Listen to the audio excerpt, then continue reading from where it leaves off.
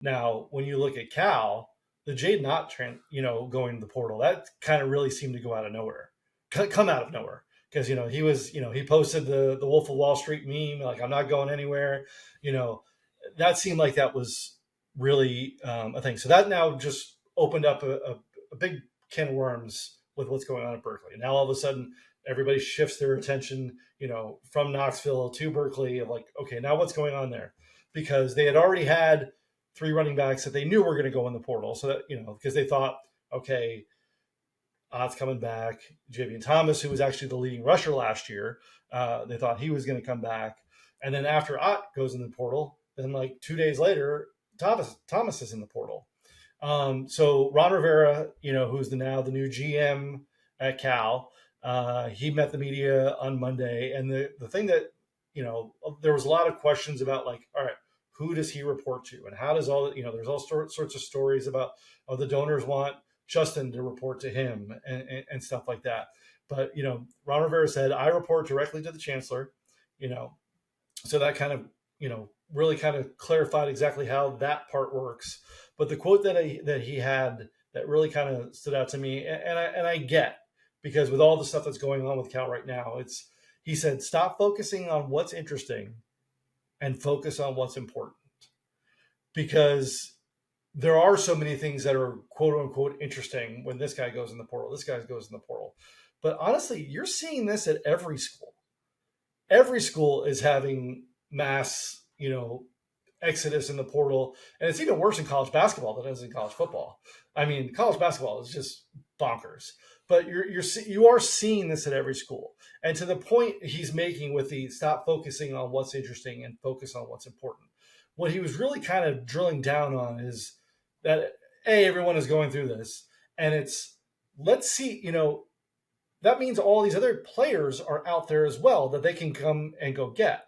So it's easy. It's super easy as a fan to panic when you see, oh my God, our leading rusher is gone, and now our star running back is gone, and three of our top receivers are gone, and our tight end Jack Endries, he left to go to Texas. It's like, oh my God, like what's going on? But until we actually see like fall camp or even really week one, and who's actually at all of these schools, it's almost kind of funny when people like did in January, like here's our way too early top 25. Yeah, it is way too early because you have zero clue who is actually going to be wearing these uniforms for these schools in here. So there is kind of a catch. I get it, because you look at who's leaving and you're kind of like, oh man, like, what's going on right there? But you do have to kind of catch your breath and go, okay, they're still going to fill all these spots with guys. And every other school is losing dudes left and right as well. So where will they net out at the end of this is what I think is what is quote unquote focus on what is important. Ready, set, dream cabin nestled in the woods. Just 4 hours to go. New job halfway across the country. Butterflies before a first date. Wherever you go, 76 fuels all the ways you go, go, go. Yeah. I think two things can be true. I think it can be totally fair to be like, what is happening? Because they have lost a dramatic amount of productivity. And you're right. And Ron Rivera is right. You can replace it. But spring football is a time where like you are learning a new coordinator's system. Like defense, they lost their defensive coordinator, Peter Sermon. But Justin Wilcox is as gifted as a defensive mind as there is in college football. Not worried about that side of the ball one bit. Vic So'oto, congratulations. I'm so pumped for you to get this opportunity. I love so many guys on that defensive staff. Brian Harsin, who I haven't spent a ton of time with, I know a bunch of mutual people, he is in his first spring at Cal. Nick Rolovich in his first spring at Cal. So yeah, I'm with you. Like you can replace it, and they will, to Ron Rivera's point. Cal has a ton to sell, folks. Elite degree, really cool place to spend time, and you have sent a bunch of guys in the NFL. Like you saw a version of what it could be last year in the Miami game when game day was in town. The algorithm will be intact. And Justin always has his team playing smart and tough. Those are the words that define Cal football to me. So they will be that. Will they be explosive? Will they be able to run the ball with the next level running back who's now at Oklahoma with our dear friend Jim Nagy? Like, I think it's fair to bring that up of like, hey, man, like, yeah, I get it. There's a ton of players in the portal, but you got to find time to practice with them. Okay, so let's move forward. What doesn't get any play? They call them PRPs, player run practices. They are no longer like, hey, go through the quick game, take them through the play action game today. No, like player run practices have a script now in college football. And every one of Cal's player run practices will have a very detailed script when these new players and faces get on campus. So yeah, Jim, I think you're right. Like they'll replace them, but a lot of their opponents don't have to do that. You know, like I think we forget about that oftentimes of like, yeah, like we got a bunch of new, we're exciting, we're ahead of schedule. Like, well, some teams are like within the system already. They've been running their scheme for a long time. Like Pitt's defense and Pat Narduzzi, hail to Pitt, like they've been running this scheme for over a decade now. Like they know exactly how to do this. So for Cal's offense, and I don't know their schedule by heart, but if they got to play Pitt again, like Pitt's further ahead. Like that's just a small example of that. So I'm a huge Justin fan. I think it's fair to say that both things are true. I also think we are obsessed as a culture in college football with the GM and the box the GM falls under. Is it the Andrew Luck box, which he can hire and fire the coach? He's done that. Is it the Jim Nagy box where he's going to work alongside Brent Venables? Right? That's to me what is at USC. I just spent time there over the weekend. It was awesome with Lincoln Riley and company. Or is it the traditional model, which is like it's the coach and then it's the GM under him? And I think people are asking that because Ron is such a big name. I will say this. I know Ron Rivera enough to be dangerous. I know a ton of people that know him that have been on this show. The regard they have for the man that he is off the charts. I've talked to people that have coached for him in the NFL. I've interviewed him on documentaries before. He's big time. He's not going to go in there and try to be anything that isn't the right thing for the program. He's an adult in the room, folks. He's not going in there and all of a sudden they're going to try to flip that program inside and out. He's got to go learn about college football from Justin Wilcox, who is one of the more accomplished experiential coaches, I think, in the game. Like what's this, his 8th year? I'm guessing off the top of my head.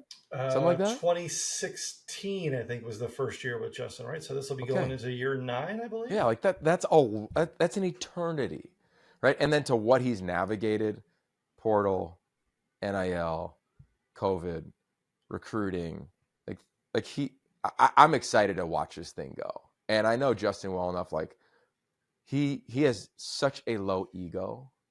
And I believe Ron Rivera does too. So nobody's in there trying to flex their muscles. Like they're trying to get the team right. And I think that is the thing that matters most. I'm so curious to see who ends up there player-wise. I think it'd be a really fun offense with Rollo and Coach Harsin. We've seen the reports like Coach Harsin isn't a good fit. Like I can't confirm those at least. I haven't talked to anybody that said that. It's not like he's not a West Coast guy.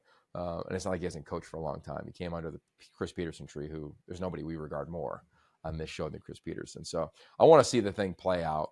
But I think it's fair to have concern with where the roster is, especially at the skill positions coming out of spring.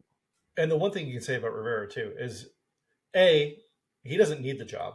I mean, it's not like, he's through his long NFL coaching career, he's made enough money to not worry about ever having to have a job again. He loves Cal.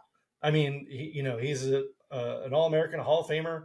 Like he was at game day. I saw him last year at game day when Cal was there. He was wearing his Cal varsity jacket. So there's no doubt about he's not doing it just for it being a job. Yeah. He's doing it because he loves Cal. So in that respect, at least his mindset is in that right direction.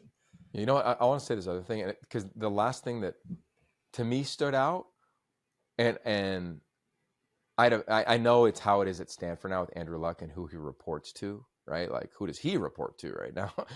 They don't have an AD. It did stand out to me that Ron Rivera said he reports directly to the chancellor. Like, there is an athletic director in this whole thing, in Jim Knowlton, who oversees athletics. To me, it's not a shot at Jim Knowlton. It's to me a reminder of what is going on in college football. It is so big that there's a world where like athletic directors oversee all the other sports. And does the GM just oversee football? Not because it's a slight against the AD. I think that's how people have interpreted that. And I'm not there. I don't know what to interpret out of that. But I know Jim Knowlton decently well, I think. I don't think it's a slight at him at all. I think it's like this thing is its own operation. Like college football, folks, is moving in a direction, and it is not necessarily towards the rest of collegiate sports. And even if it is, like we're ignorant if we think that it should be in the same bucket. Even as men's or women's basketball, which are revenue driving sports, like they're about to be 105 players and $20+ million in revenue share to college football. Like if you're an AD, overseeing that is its own job, let alone the other non-revenue or revenue generating sports. And especially a place like Cal that is so proud of, the I don't know the number, but the 20+ sports I'd imagine they have on their, on their list of sports and, regarding NCAA competition. So I think that we're going to trend that way too. I think more GMs are going to be reporting to a chancellor, just like an AD does. You're reporting budget, you're reporting fiscal, and then the GM, like, what type of GM are you? Like, Ron's a football guy. I think we'll start seeing certain GMs that are like money people, just like we saw with ADs. And it was like, what was it, like the CEO of Walmart became an athletic director? Like, we've seen that. We've seen a version of this story in the past. And I think a version is happening again within the GM element in major college football.